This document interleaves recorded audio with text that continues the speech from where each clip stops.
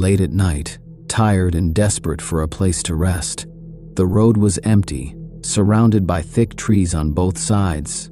My GPS had stopped working an hour ago, and my phone had no signal. Finally, I saw an old flickering neon sign ahead. It said, "Black Hollow Motel, Vacancy," in red letters. It looked old and abandoned, but I had no choice. I pulled into the empty parking lot and stepped out of my car.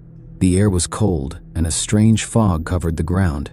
The motel had 2 floors, and most of the windows were dark. Only one dim light shone above the front office door. I walked inside, ringing the small bell on the counter. After a few seconds, a man appeared from the back room.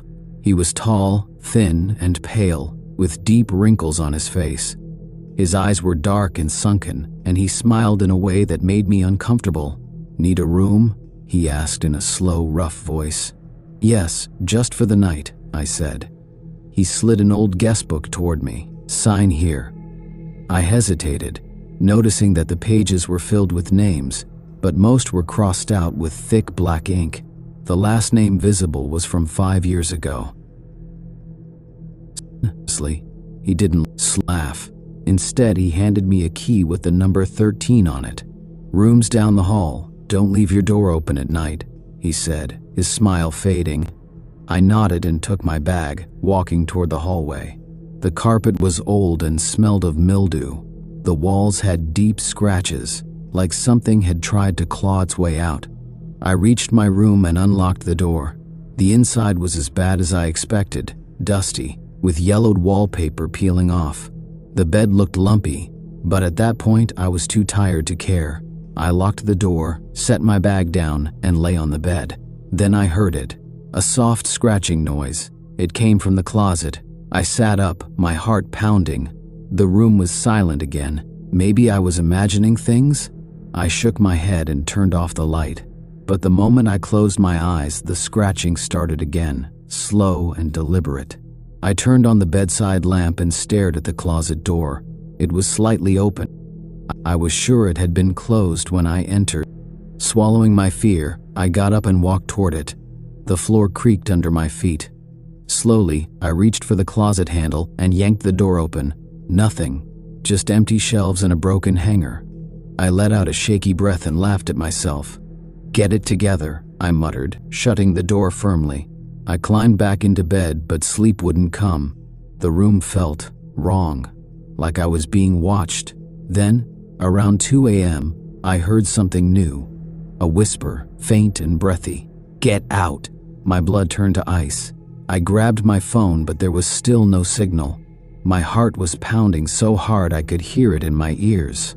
Then suddenly, the closet door creaked open by itself. I stared in horror. A shadow moved inside, shifting unnaturally. And then, it crawled out. It was humanoid but wrong. Its limbs too long, its fingers ending in sharp claws. Its face was stretched into a wide grin, its eyes pure black. I couldn't move. The thing dragged itself toward me, whispering, "Stay with us." I let out a scream and grabbed my keys. Without thinking, I bolted for the door, yanking it open and running down the hall. Behind me, I heard fast, skittering footsteps. The motel owner stood at the front desk, completely unfazed. "Leaving already?" he asked, that same eerie smile on his face. I didn't answer. I sprinted outside, jumped into my car, and sped off without looking back. As I reached the highway, I dared to glance in my rearview mirror. The motel was gone. There was nothing but an empty, overgrown lot where it had stood, and sitting in my back seat was the key to room 13. I gripped the steering wheel so tightly my knuckles turned white. My breath came in short, panicked gasps as I sped down the deserted highway. The world outside was pitch black, the trees blurring past in my peripheral vision. I couldn't shake the feeling that something was still with me. The motel was gone. But the key to room 13 sat on the passenger seat. I refused to touch it. My mind raced with questions. Had I imagined it all? Was I losing my mind? Then, in the silence of my car, I heard it again. A whisper. Soft, right behind my ear. "You shouldn't have left." My whole body went cold. I forced myself to look in the rearview mirror. At first, There was nothing, just the empty back seat. But then, a shape shifted in the darkness. A shadow. Something was there, watching me. I slammed on the brakes. My car skidded to a stop, tires screeching on the pavement.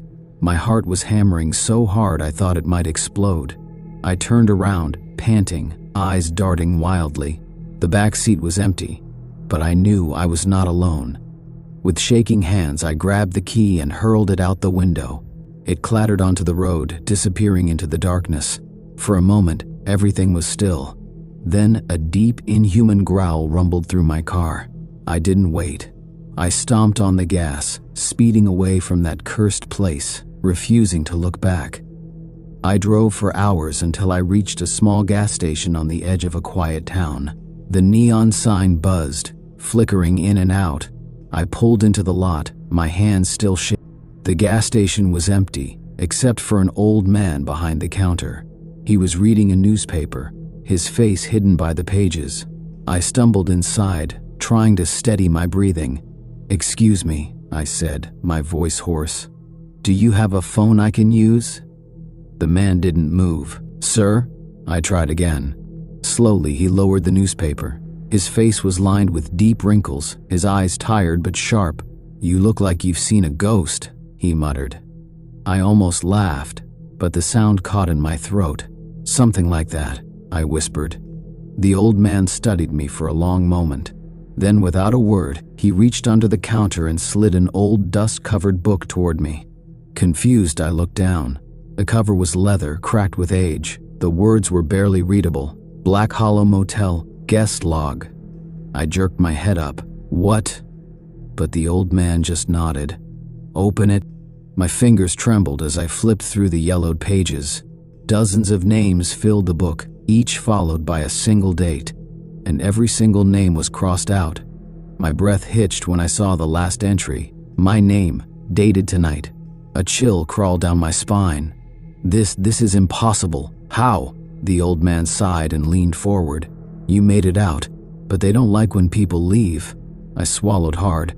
"Who are they?" He glanced at the door, then back at me. "You need to go," he said, his voice quiet but firm, "before they find you again." I wanted to ask more, but something in his expression told me I wouldn't like the answer. Slowly, I backed away.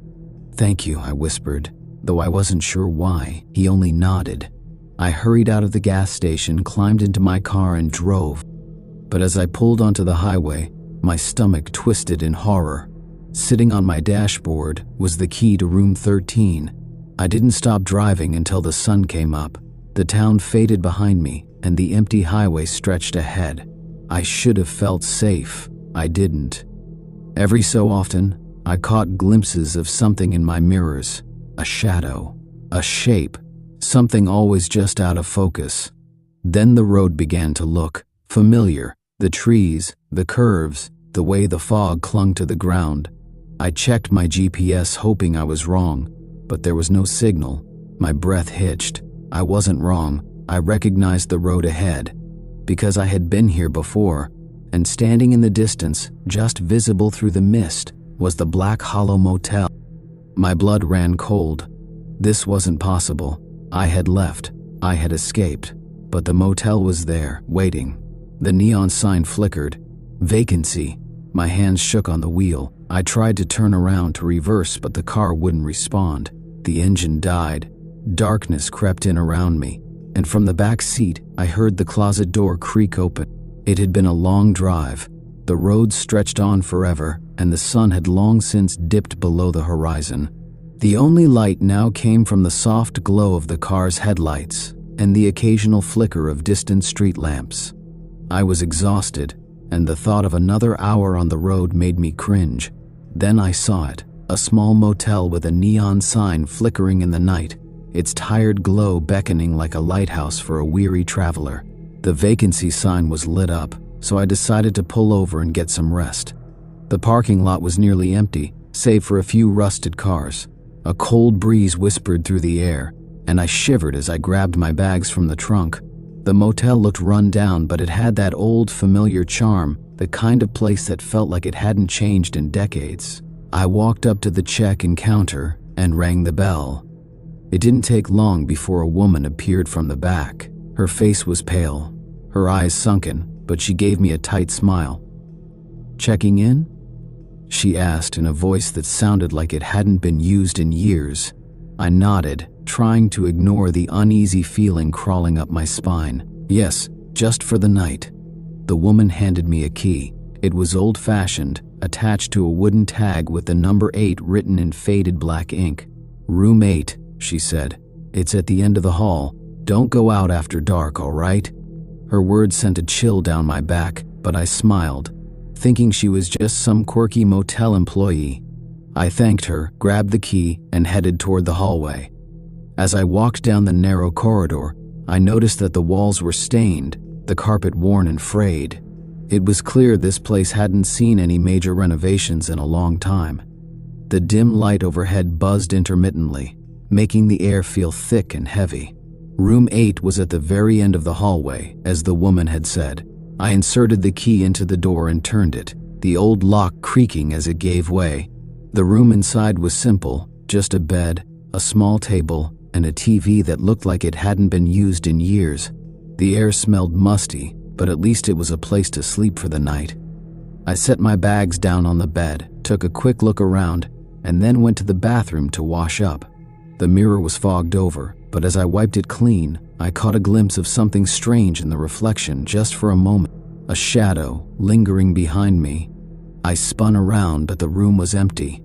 I brushed it off, telling myself it was just my tired mind playing tricks on me. The night was silent except for the occasional creak of the building. I lay in bed, trying to get some sleep, but something felt off. It wasn't the discomfort of the bed or the strange sounds of the motel. It was something deeper, a feeling that I wasn't alone. The whispers began softly at first, a faint rustling sound, almost like a conversation. I held my breath, listening, trying to make sense of it, but it wasn't coming from outside my room. It was coming from somewhere within the walls. The voices were low and indistinct, like a faint murmur that you could never quite catch. My heart began to race, and I pulled the covers over my head, trying to drown out the sound, but it only grew louder. Suddenly, the door to my room creaked open, and I froze. I hadn't heard anyone approach. I looked toward the door, and to my shock, it was ajar, though I was sure I had locked it earlier. A shadow stood in the doorway. A tall, thin figure, its face hidden in darkness. I couldn't breathe. I wanted to scream, to run, but my body wouldn't move. The figure didn't step into the room. It just stood there, watching. Then, it slowly began to speak. "Leave now," it whispered, its voice cold and distant. "You shouldn't have come." I managed to push myself out of bed, my legs trembling as I stumbled toward the door. But when I reached it, there was nothing there. No figure, no shadow, just the empty hallway stretching out before me. I closed the door quickly and locked it, my heart pounding in my chest. The whispers had stopped, but the fear remained, gnawing at my mind. I couldn't explain what had just happened. Had I imagined it? Or had something truly strange occurred? I tried to calm myself, telling myself it was just a nightmare, but deep down I knew it wasn't. There was something wrong with this place, something dark lurking just beneath the surface. The rest of the night passed in uneasy silence, and by morning, I was eager to leave. But when I went to check out, the woman at the front desk was gone. Instead, a man sat in her place, reading a newspaper. I handed him the key to room 8, and he looked up at me, his face blank. "Room 8?" he said, almost as if he hadn't heard the number before. "It's been empty for years." I stared at him, confused. "What do you mean?" "I stayed there last night." He shrugged, unbothered. "It's just an old room. No one's ever checked in there. You're the first in. A long time." My blood ran cold. The whispers, the shadow, the strange feeling that something was terribly wrong. None of it made sense, but I wasn't staying another second to figure it out. As I left the motel, I glanced back one last time. The building looked the same as before, but now, it felt like it was watching me. I couldn't shake the feeling that I had narrowly escaped something terrible. The motel's faded sign flickered behind me as I walked toward my car, my heart still racing. I could feel the weight of the strange events lingering in the air, heavy and suffocating. I didn't want to stay here another moment. The sooner I got out of this town, the better. As I reached my car and opened the door, I noticed something odd, a small piece of paper tucked under the windshield wiper. It wasn't there when I had arrived. I hesitated for a moment, then pulled it out, unfolding the crinkled paper. It was a simple note, written in shaky handwriting. "You should have left when you had the chance." I looked around, half expecting to see someone watching me, but the parking lot was empty. I shoved the note in my pocket, got in my car, and started the engine, eager to leave the motel behind. But as I pulled out of the lot and turned onto the road, I couldn't shake the feeling that something was following me. It was as if the air around me had grown heavier, pressing in from all sides. I glanced in the rearview mirror, my hands gripping the steering wheel so tightly my knuckles turned white. I didn't see anything, but the feeling wouldn't go away. I kept driving, the familiar landscape of the town passing in a blur, but the unease clung to me like a second skin. The further I drove, the more I began to question everything. Had I imagined the strange events at the motel? The shadow in the doorway, the whispers in the walls, was it all just the result of exhaustion? My mind raced as I tried to rationalize the terrifying experience.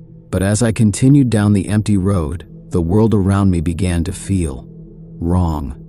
The streetlights flickered, casting long, eerie shadows across the asphalt. There were no other cars in sight, and the familiar hum of the highway seemed to have faded into an unsettling silence. I checked the signs as I drove, but they all seemed unfamiliar. I couldn't remember passing any of them on my way into town. My heart began to beat faster as I realized something even stranger. I couldn't find the way back to the main highway. Panic started to set in. I had driven this route before. It should have been easy to recognize the familiar landmarks, but everything felt distorted, like I was trapped in some kind of twisted version of reality. I pulled over to the side of the road, hoping to get my bearings. The silence was deafening, and my breath came in shallow gasps as I reached for my phone to call for help. But when I turned it on, there was no signal, not even a bar. I slammed the steering wheel in frustration, my mind racing. There had to be an explanation, a logical one, but deep down, I knew something was very wrong. And that's when I saw him, a figure in the distance, standing on the side of the road. He was tall, wearing a long black coat that billowed in the wind. His face was hidden in shadow, but I could feel his eyes on me, boring into me from a distance. I hesitated, unsure of what to do. Something about him made my skin crawl, but I couldn't turn back now. I had to know what was going on. Slowly, I put the car in gear and drove toward him. As I approached, he stepped into the road, and I slammed on the brakes. The figure didn't move. He just stood there, staring at me with an intensity that felt almost unnatural. "Are you lost?" he asked, his voice low and raspy, as if he hadn't spoken in years. I opened the window just a crack, trying to keep my distance. "I'm looking for the highway. Can you tell me how to get out of here?" The man took a step forward, his face still hidden in shadow. "There's no way out," he said softly, his voice sending a chill down my spine. "You're already where you need to be." I swallowed hard, trying to understand his cryptic words. "What do you mean? I just need to get back to the main road." The man's lips curled into a slow, unsettling smile. "You should have listened. You never should have stayed. Now it's too late." Before I could respond, he stepped back into the shadows, vanishing into the darkness. I sat there for a long moment, my heart pounding. I didn't know whether to stay or to drive off, but I couldn't shake the feeling that something terrible was about to happen. Against my better judgment, I decided to drive back toward the motel. The man's words echoed in my mind as I turned the car around, but there was something I had to know. Had I made a terrible mistake? What was the connection between the strange events at the motel and this road? I had to face whatever was waiting for me. The drive back felt different this time. The shadows seemed to stretch longer, and the silence was deafening. I checked the road signs again, but they were still unfamiliar. I felt like I was driving in circles, but I couldn't tell which direction I was heading. After what felt like hours, I finally saw the flickering neon lights of the motel up ahead. It seemed to appear out of nowhere, as if it had been waiting for me. I parked my car and got out, my legs weak with anxiety. The front door of the motel was ajar. The woman I had seen earlier wasn't behind the desk. Instead, a man stood in her place, tall, thin, with a face that was strangely familiar, though I couldn't place it. "You've come back," he said softly, his voice almost a whisper. "I warned you, didn't I?" Before I could respond, the lights in the motel flickered and went out, plunging everything into darkness. The air grew thick, and I could hear the faintest sound of whispers coming from inside the motel. I didn't know what to do, but I couldn't leave now, not when I was so close to finding the truth. I walked inside the motel, my heart hammering in my chest. The man behind the desk didn't move. His eyes locked onto mine with an intensity that sent a chill down my spine.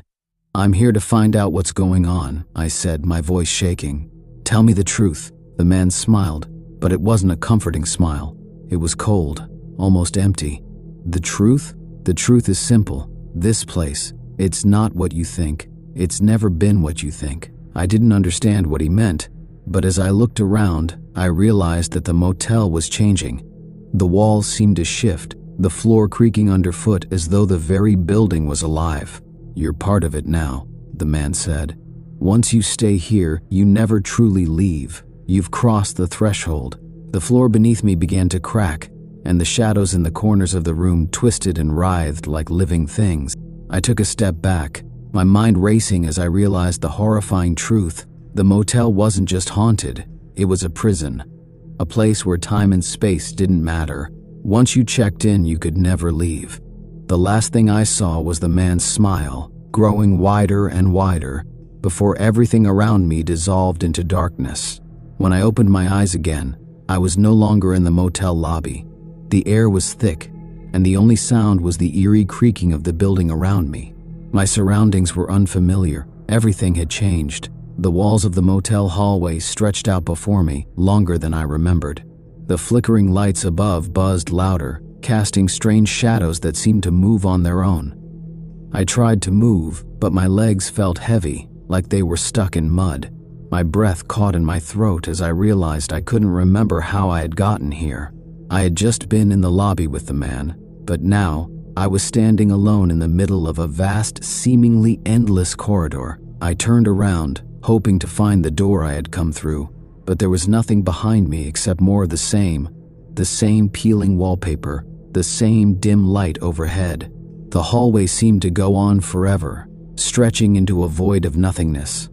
A wave of panic surged through me. I wasn't alone. I could feel it, a presence lingering just beyond my sight, watching me. "Hello?" My voice cracked as I called out into the silence. No answer. I took a hesitant step forward, then another. The farther I walked, the more the hallway seemed to warp. The floor beneath me groaned in protest, the walls closing in as though they were alive, pressing in on me. Then I saw it. A door at the far end of the hallway. It stood out in stark contrast to the rest, its wood old and weathered, but there was something oddly comforting about it. Maybe it was the only way out. I walked toward the door, the strange sense of urgency growing within me. The whispers started again, faint at first, but slowly growing louder. The words were unintelligible, like an echo of a conversation that had long since passed. But then one phrase stood out, clear as day. "You shouldn't have opened the door." I froze. The whisper had come from somewhere nearby, just behind me maybe. I turned, but saw nothing. The door at the end of the hall beckoned me, its faded paint almost glowing in the dim light. It was my only option. I had to get through it. I reached the door and twisted the handle. It creaked as I pushed it open, revealing a room that looked familiar yet distorted, like something out of a nightmare. The walls were covered in cracked wallpaper, peeling at the edges, and the floorboards were warped, like they hadn't been stepped on in years. But what struck me most was the oppressive silence, the feeling of being in a place that was both forgotten and forbidden. The air inside the room was heavy, thick with the scent of decay.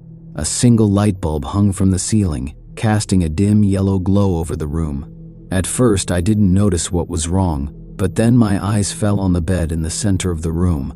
There was something lying on it, a figure, motionless, covered in a tattered blanket. For a moment, I thought it might be a person, but then I realized with horror that it wasn't. The shape was unnatural, too still, too wrong. It felt like the room itself was holding its breath, waiting for me to make the next move.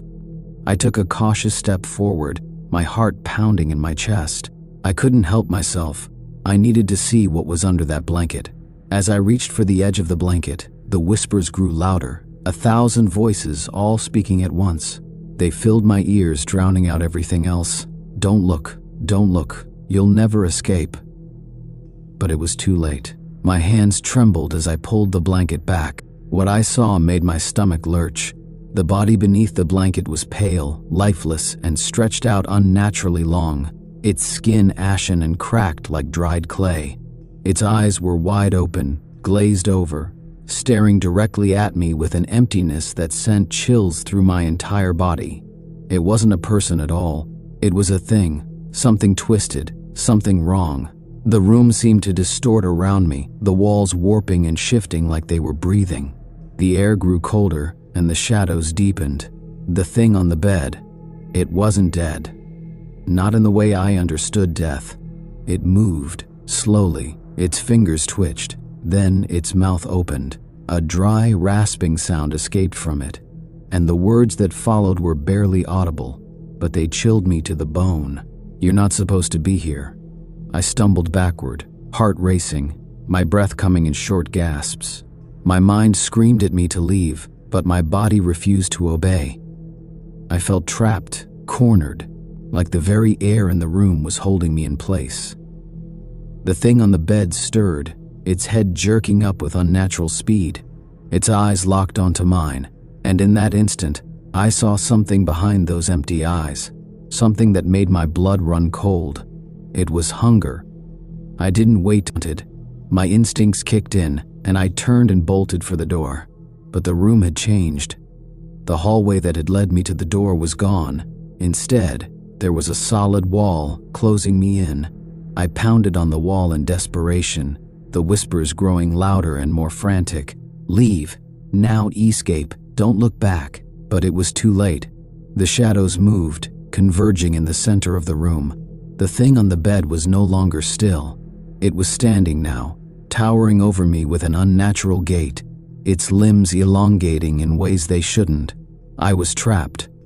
Suddenly, the door I had come through burst open, and standing in the doorway was the man, the one who had warned me.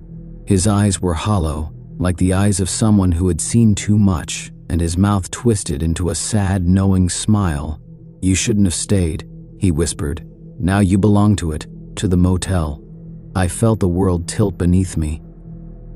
The shadows closed in, and the last thing I saw was the man's face, twisted in a grin as the darkness swallowed me whole.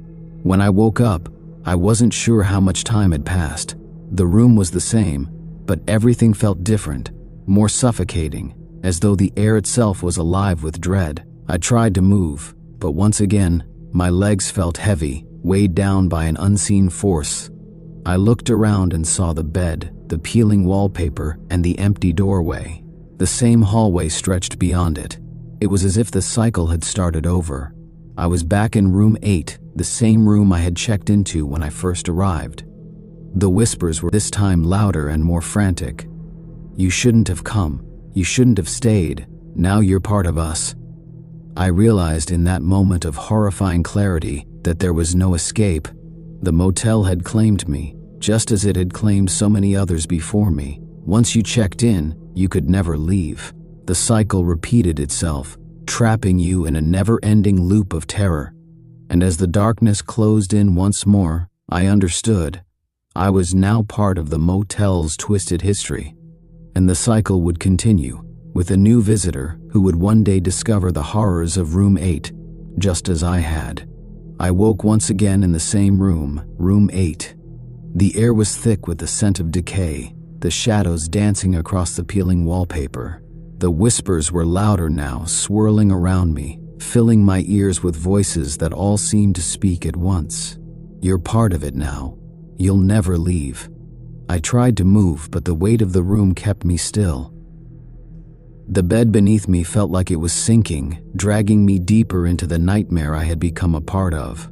There was no escape, no way out. I sat up slowly, my body aching as though I hadn't moved in ages.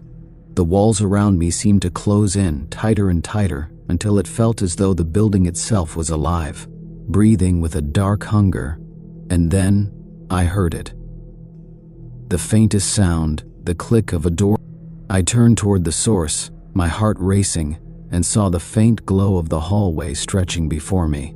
It wasn't the hallway I had entered through before. It was something new, something that felt even more wrong.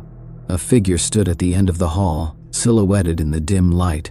It was tall, its face obscured in shadow, but I knew who it was. It was the man, the one who had warned me, the one who had smiled that cold, knowing smile. He stepped forward, and this time, he didn't speak. He simply extended his hand toward me. There was no time left. I understood now. The motel wasn't just a place, it was a trap, a prison for those who dared to stay too long, those who couldn't escape once they had crossed the threshold.